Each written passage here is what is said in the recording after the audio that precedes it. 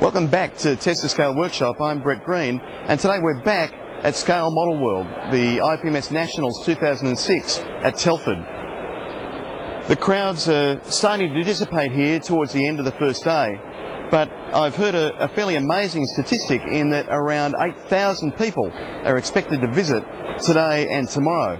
That's an even more remarkable statistic when you consider that there are only about 1,700 members in IPMS UK.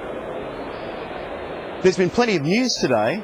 First thing this morning I went to the Revell stand where they had the 72nd scale Gato submarine on display, and let me tell you, that is a big model, very impressive too, nicely detailed, and that's due for release pretty much now.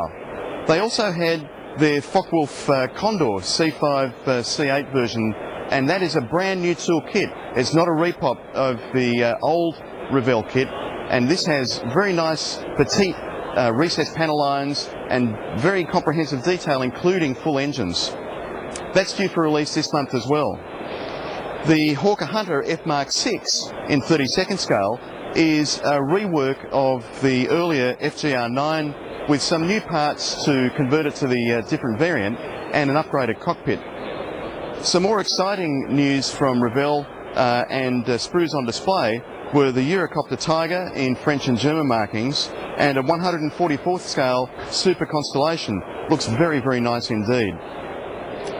In news from 4+, they have a book on the AS1 and AS4 Gannet that will be released early next year, and at the NDC stand the KI61 resin kit was on display, as well as the early shots of a forthcoming release for an extra 300 aerobatic aircraft, plus a conversion for Tamiya's A6M2 to an A6M2N roof float plane. That should be a nice one, and big and impressive as well.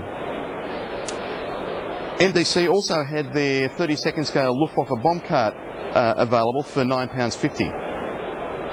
I also had the opportunity to see the vintage fighter series 24th scale P-47D, which has been made up from test shots.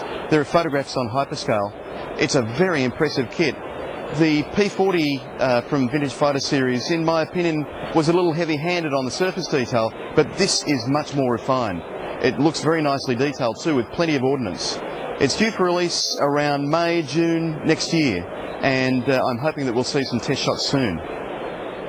Another surprise is an announcement from Jules Brindurier that he will be releasing two 1/48 scale injection moulded Gannet kits. Now that's going to be very exciting. They're quite a large, lumpy aeroplane with their contra-rotating props, and I'm looking forward to seeing those sometime next year.